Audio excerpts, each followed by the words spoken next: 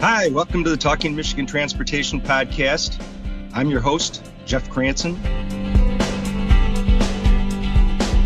The Michigan Department of Transportation received some exciting news this week from the federal government with the award of 2 grants, one to enhance efficiency for cross-border freight haulers, and another to enhance rural mobility and transit technology.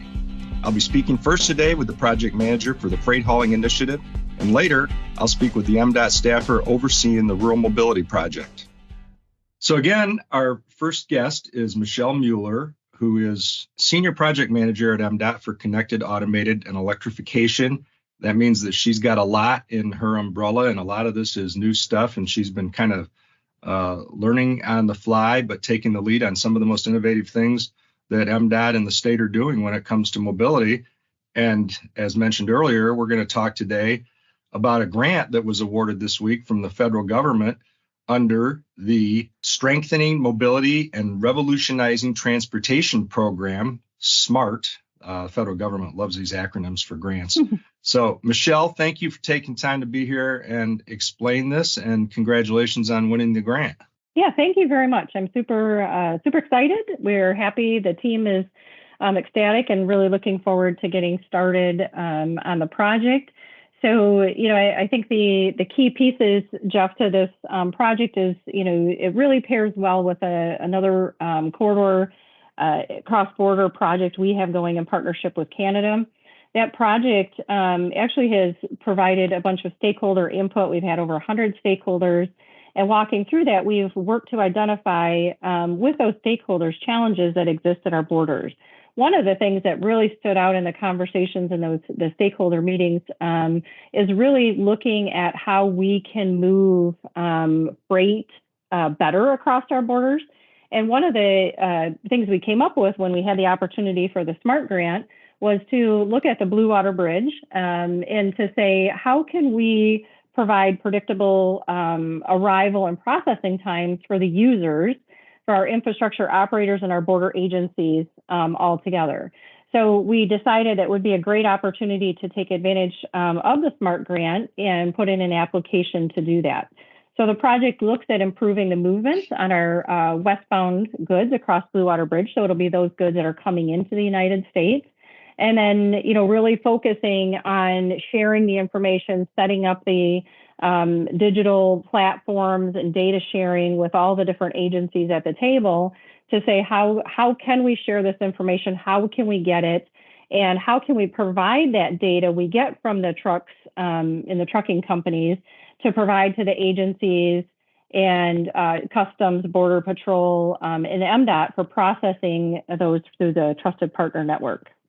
So we start by looking, obviously, at a key corridor for international freight movement, and the Blue Water Bridge is definitely that. And we hope that this can be applied at a broader level down the road. But explain what it means, because this is being called implementation of a proof of concept for a smart corridor. In the, most optimistic terms, is it fair to say that even if you think this doesn't matter to you because you don't drive a truck and you're not aware of what on-time delivery means and those goods that you buy in the marketplace, that if you're just a regular commuter, regular passenger vehicle user, that anything that expedites the movement of trucks also helps you? Oh, absolutely. So many, not everyone, but many of us have been in the situation of trying to cross the borders. And as you come up on those borders, you do see queues. And a lot of those queues you see from trucks. And part of that really is around the fact that it takes longer to process them. They carrying different types of goods, things like that, where that processing time is just longer.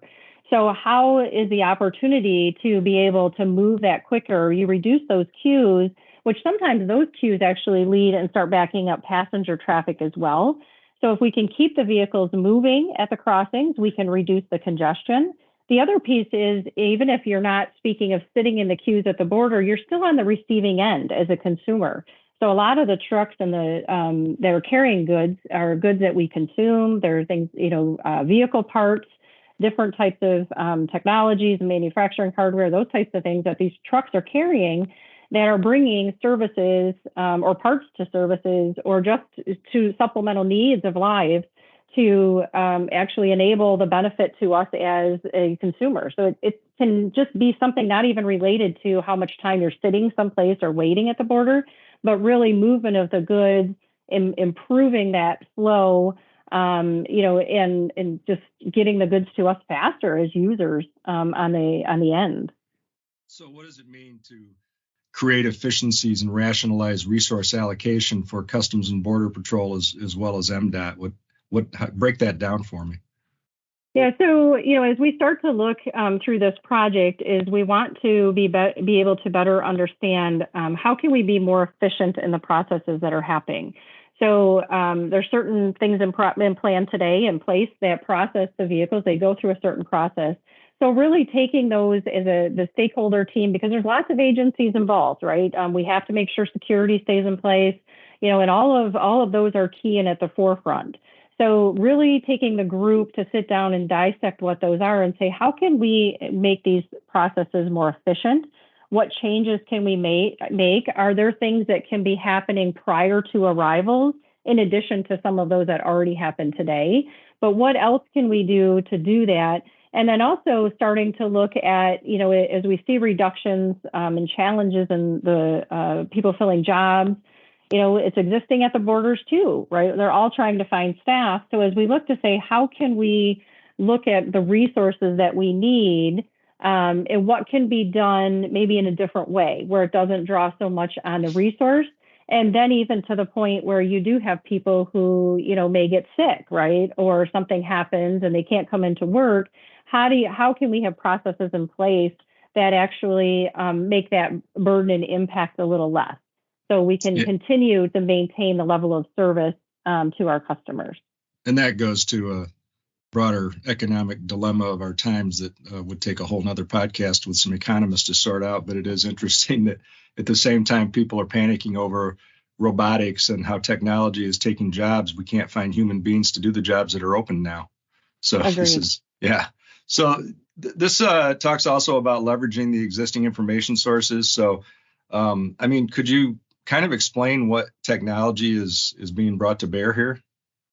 Yeah, so one of the tasks that we'll do as part of this is really looking at what information is needed, right? So some of that is, requirements, whether it's for security, whether it's for, the loads they're carrying. There's lots of information that's transferred and used by different entities, to process. And then, even as you move past the processing, when you get into the inspection side of things, is what is the information that exists today? What is needed?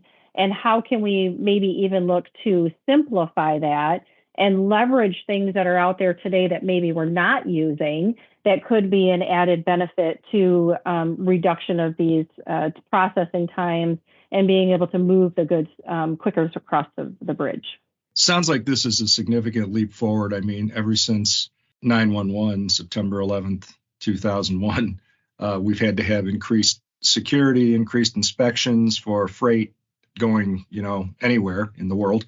And those things have had an impact at our border crossings. And so these are some ways to mitigate some of the things that slowed us down because of that, because obviously nobody wants to cut back on the security, but we also want to, clear the border as quickly as possible.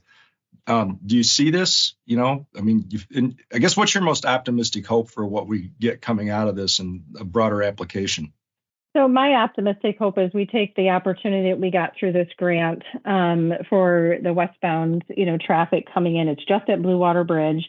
Is that we get the teams together, the partners together from all, both the U.S., the Canadian side, Border Patrol, all of the different groups and agencies that have a hand in that process.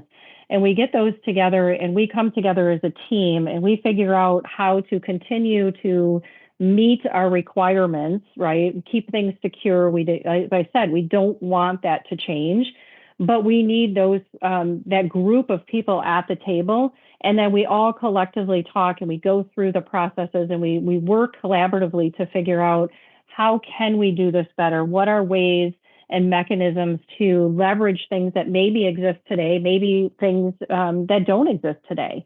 And how do we do that collaboration to work and process this and put something in place where we can actually make a difference, right? We can move freight faster. We can provide benefit to everyone, essentially. We can deal with, ups and downs of staffing issues, things like that, and then be able to take this model and use it at our other crossings and work with those partners to enable this type, system and what's created at those other crossings. Quite a few of those are in Michigan, and then share that even with our external state agencies that have border crossings to say, hey, we've created this model, we've put this together, here's all the details of what we worked out, and be able to share that model forward, right? So we want to be collaborative in that, and we want to be forward thinking in how we can, do each of these processes. And some of that will even be something it's not just in the security clearance side of it, but also just in tolls. So is there ways that we can do the toll processing quicker? Because there's times where you can go to the borders and you can go right through. If you go to the borders, you're looking at, what are the times, what are the processing times and things, and we all track those. And what are ways that we can actually make that more efficient services and move people quicker, but not at the sacrifice of safety? Yeah, well, obviously safety has to be paramount. So I guess what needs to happen now, and I mean, the grant application talked about stage one. What do you see as a realistic timeline? So the first step we have to do is we have to get the money from the federal government, of course. We've already started that process. And then what we will do is when we bring that in, we'll set our contracts up with our partners and get those in place. And then once those contracts are in place, we'll start work. We'll get the teams together, and we will start the process to go through our needs assessment. Will be a large stakeholder outreach, which again, we're very fortunate because we've got the stakeholders at the table already because of this cross-border project that we've been working on. So this is a true win coming out of the cross-border project that we have had underway for a little while now. We're actually pretty close to finish with final deliverables.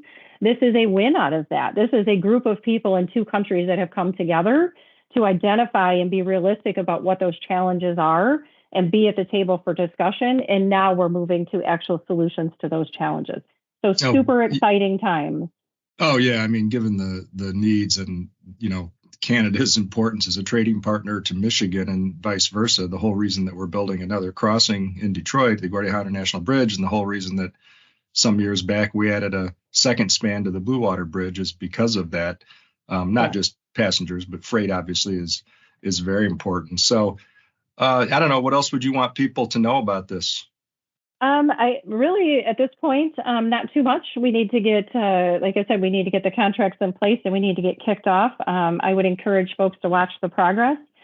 We will be having information shared out of the cross-border that identifies other challenges, and we'll be providing opportunities and looking for funding sources for those as well.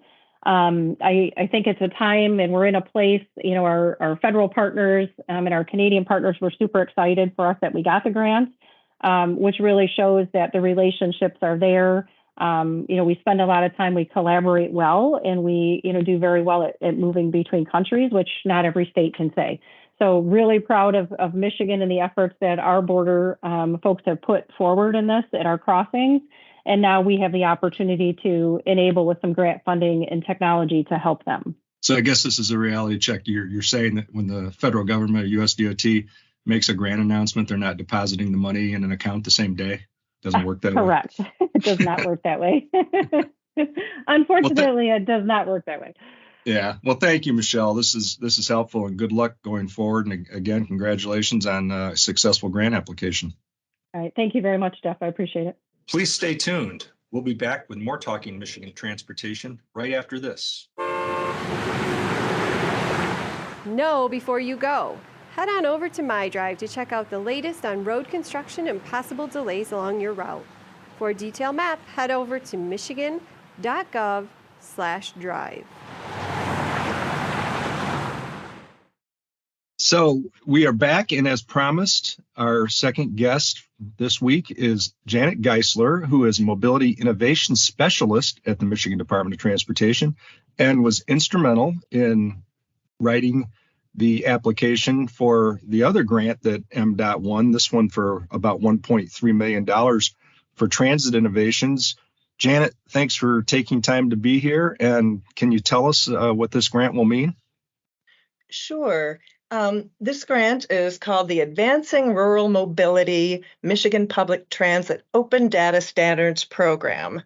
And that's kind of highly technical. So let me break that down a little bit for what it actually means. Technology is becoming very popular in the transit community, both to improve transit operations and also to make transit more accessible to the public. If you are, for example, in the city of Detroit and want to go from point A to point B, there are a number of apps that you can use on your phone or computer programs where you can plug in where you want to travel, and they will show you information about go to this bus stop, and this is what time the bus shows up, and this is the route. That information all comes from something called the General Transit Feed Specifications, or GTFS. And that is a set of data that is generated and maintained in what's called open data standards. That's a common format that everybody's agreed to use that allows the software to pull in that data from the Detroit Department of Transportation to create the information that is then shared to the public. So that's something that's available primarily with large urban agencies, systems that have fixed routes. Now, Michigan has about 60 transit agencies that are rural agencies, and they don't have fixed routes for the most part. So GTFS is not a tool that they can use. So what this grant will do, it will explore some evolving technologies. There's something called GTFS Flex, GOFS, which is General On-Demand Feed Specifications, things that might be more useful to the rural providers that provide demand response service to help them integrate, to generate their data so that it can then be used by similar trip planning applications. So I noticed that in the application. I think that's interesting. I would guess that a lot of people don't know about the rural agencies. And you think of public transit in Michigan, you think of Detroit and Grand Rapids and Lansing and Flint and, the big cities. And of the 82 public transit agencies, you're saying basically 60 serve rural areas. And, that's often where the aging population is. So it's probably more vital than ever. Is that the simplest way to explain why we're going after this grant just for these populations? Yeah. Even though the highest concentration of people may be in urban areas, a lot of Michigan is rural communities. And those include a lot of people who are low income, who are, as you said, senior citizens, people who really rely on public transit to access all the features to make their lives productive, whether it's a job, whether it's education, whether it's healthcare, whether it's shopping. So transit is really an important tool for them to live productive lives, and we're looking for ways to make that more accessible to them. So talk about those 4 agencies that are partners, and I know that that's probably something that the U.S. Department of Transportation, took kindly to. They like the idea that you have partner agencies that would be part of stage 1 in this program. Can you talk about how those were selected? Sure. The 4 agencies that we'll be working with in the pilot stage of this are the agencies in Benzie, Charlevoix, Cadillac Wexford, and Roscommon. Last year, our office did a statewide rural transit technology assessment where we surveyed all the rural transit agencies throughout the state to determine their current level of technology literacy and adoption, what are the tools that they are most interested in acquiring, how comfortable are they with technology, all these sorts of things that will help us then prioritize how we spend our transit dollars. The 4 agencies in this pilot were identified as agencies that are pretty tech savvy already. They would be interested in working on this with us. They also include some of the disadvantaged populations that the federal grant is seeking to benefit with these types of programs. So I guess in your most optimistic view, what would you hope to learn coming out of this, and how do you think it could soon, improve the quality of life for the people in these service areas? The SMART grant is a 2-stage program. The first stage, which is the grant that we received, is for piloting and planning these technologies. The recipients who get stage 1 grants are then eligible to apply for a stage 2 grant later, which would be implementation. So in stage 1, we will be doing this pilot. We will then apply for stage 2, which will allow us to implement it statewide to all the transit agencies in the state, where we are eventually hoping to go with all of this. We are in the process of developing a statewide mobility as a service platform, or a MOS platform. And what that is, it would be a single platform, like an app on your smartphone, that you could call up, type in where you are, where you want to go, and it will show you all of the transportation options to enable you to complete that trip. At a minimum, it will identify who those providers are and let you know how to get in touch with them. At a higher level, depending upon each of those transportation providers' capabilities and what technology they have implemented, it may enable you to plan the trip, book the trip, and pay for the trip all within that app. The GTFS data and tools that we are developing through this SMART grant are the things that will feed into that MOS platform to enable people to see all that information. Well, it sounds like the best thing that can come out of this is just the real-time information, that if you're tracking this on your phone, you can find out, where it is and how soon it can be there. That's what everybody wants, right? It's the impatience that makes these things difficult.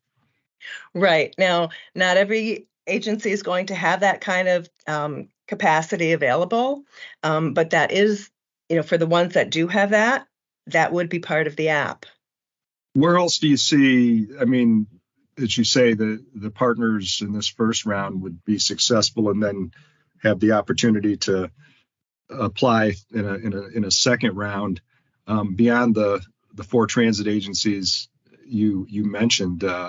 You could see this probably extending further north in the Lower Peninsula, and then probably being of use in some Upper Peninsula counties too?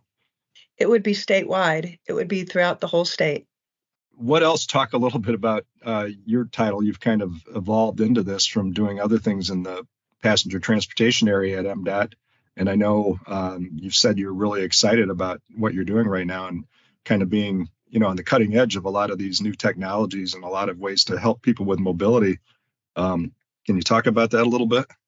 Sure. We got started down this path back in 2018 as part of the $8 million Michigan Mobility Challenge, which was an initiative conceived by Governor Snyder that would use emerging technology to improve mobility for seniors, persons with disabilities, and veterans. And 13 grants were awarded to different projects all over the state, testing all different kinds of technology, things from mobile apps, automated wheelchair securements, an autonomous shuttle vehicle, indoor wayfinding, a bunch of really interesting projects. And we recognized how this really can benefit people, and we wanted to do more of these sorts of things. And so we created the position that I've moved into to take charge of these things and explore all these different technologies and try to get them deployed at transit agencies around the state. That's a really exciting time to be in mobility and in transit. So I appreciate you taking time to explain it, and you're doing important work. So thank you. Thank you. I'd like to thank you once more for tuning in to Talking Michigan Transportation. You can find show notes and more on Apple Podcasts or Buzzsprout. I also want to acknowledge the talented people who help make this a reality each week, starting with Randy Debler, who skillfully edits the audio, Jesse Ball, who proofs the content, Courtney Bates, who posts the podcast to various platforms, and Jackie Salinas, who transcribes the audio to make it accessible to all.